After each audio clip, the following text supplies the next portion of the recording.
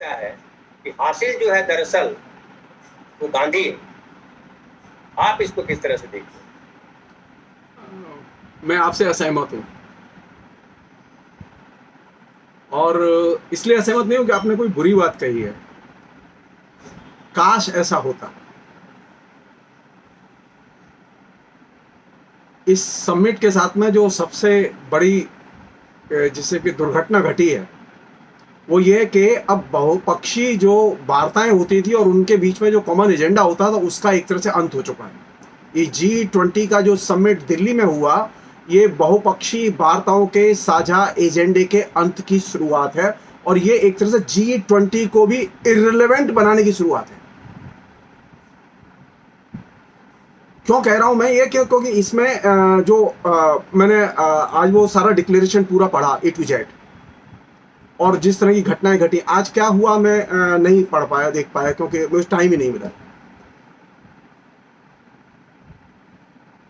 G20 summit जब बना था तो पहले ये कॉन्सेप्ट था कि हम साझा मसले खोजेंगे और उन पर साझा राय बनाएंगे और इसको हम किसी भी देश के हितों के लिए इस्तेमाल नहीं करेंगे किसी दूसरे देश के खिलाफ। अनफॉर्चुनेटली ये प्रोसेस पिछले G20 समिट से शुरू हुआ और ये अभी क्लाइमैक्स पर यानी जो बाली से शुरू हुआ था वो अभी क्लाइमैक्स पर पहुंच चुका है। मसलन मैं एक छोटा सा उदाहरण दे रहा हूं मैं आपको। हमारी ये जिम्मेदारी ये अनफॉर्चुनेट घटना है कि रूस यूक्रेन युद्ध जो चल रहा है उस रूस यूक्रेन युद्ध में भारत की जो पोजीशन होनी चाहिए वो पोजीशन नहीं है। अगर मोदी की सरकार की बजाय मनमोहन सिंह की सरकार होती तो भारत सरकार की भूमिका अलग होती।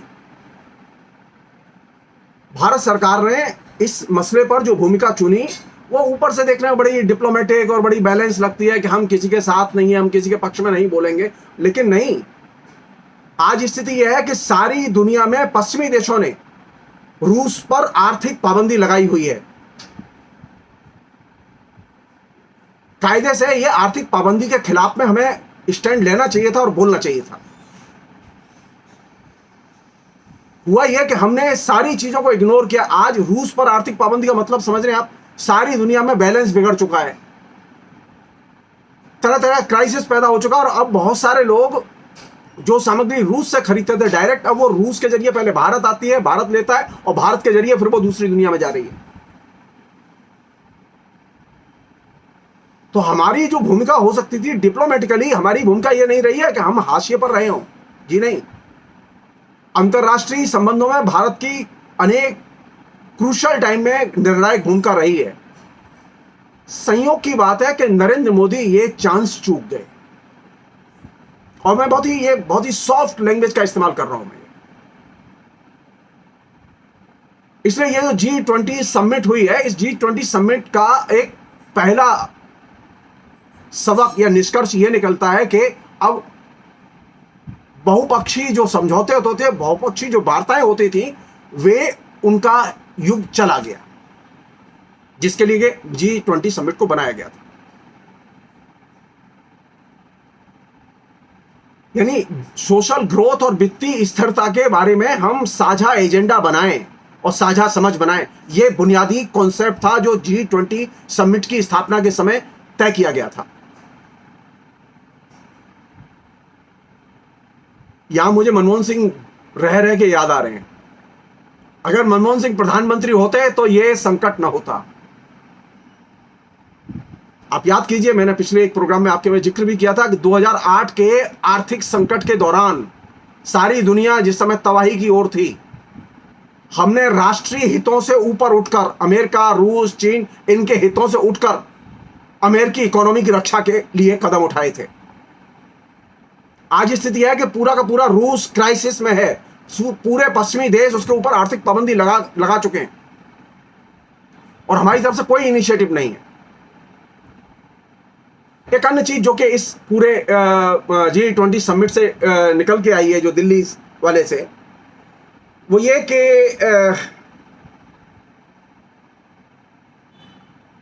साफ है कि रूस और चीन का एजेंडा शांति और समझौते का एजेंडा है। लेकिन जो लोग G20 समिट में शामिल हुए वे लगातार ये दबाव बनाए रहे। संयोग की बात है कि ये एक अच्छा हुआ कि बाली डिक्लेरेशन से हम एक कदम आगे हटे और हम मजबूर हुए अमेरिकी लॉबी के दबाव में आने से, हम इससे फ्री हुए और हमने सीधे सीधे रूस के ऊपर हमलावर रुख अपनाया नहीं और रूस को हमलावर घोषित किया नहीं, जो कि बाली में डिक्लेरेशन में था ये। लेकिन फेल्योर क्या है?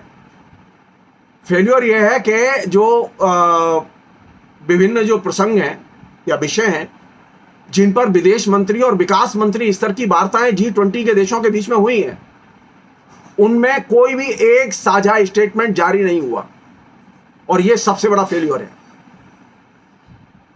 ऊपर से मीडिया के प्रोपेगेंडा में ये चीजें समझ में नहीं आएंगी। सवाल यह कि इतनी मीटिंगें होने के बावजूद आप कोई स्टेटमेंट, कॉमन स्टेटमेंट क्यों नहीं जारी कर पाए? क्यों? क्योंकि पश्चिम का दबाव था और भारत इस दबाव में आया है। पश्चिम का दबाव यह था कि कोई भी डेवलपमेंट का एजेंडा, पीस का एजेंडा, उस पर साझा बयान तब तक नहीं आएगा जब तक कि रूस यूक्रेन युद्ध में रूस को हमलावर घोषित जब तक न किया जाए। और यही वजह है कि जो विदेश मंत्री और मंत्री स्तर की जो मीटिंगें हुई हैं G20 देशों की, उनमें कोई भी साझा स्टेटमेंट तैयार नहीं हुआ। तो यहां अमेरिकी लॉबी सक्सेसफुल रही अपने इसमें। थर्ड चीज जो कि इंपॉर्टेंट चीज है वो दोनों के लिए, मोदी के लिए और बाइडेन के लिए। मोदी के भी दाव भी 2024 पर लगे हुए और बाइडेन के दाव भी 24 पर लगे हुए। बाइडेन भी दोबारा 2024 में इलेक्शन जीतना चाहते हैं और मोदी भी 2024 में इलेक्शन जीतना चाहते हैं। और इस पूरे प्रसंग में दोनों की नजर किस बात पर है?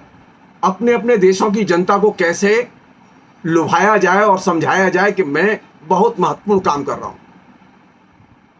इसलिए यहां पर जो कॉमन लक्ष्य था G20 का, जो कि एकमात्र सबसे बड़ा फेल्योर है, वो ये कि यहां हम लोग बहुपक्षीय वार्ताएं और बहुपक्षीय समझौतों के जरिए आगे जाते थे, हम उसमें आगे नहीं गए।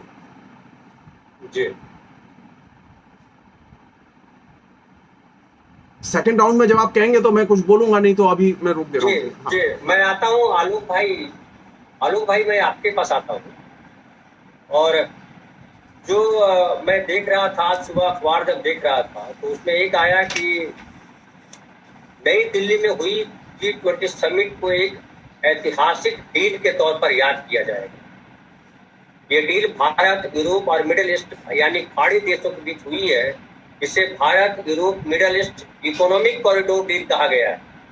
फिलहाल इसमें 8 देश शामिल हैं और इस डील के बेशुमार फायदे हैं। 10 साल में इसे कंप्लीट कर लेने का टारगेट, और इसकी सबने तारीफ की है। जो बाइडेन ने तारीफ की है, मोदी जी ने तो तारीफ की ही है। और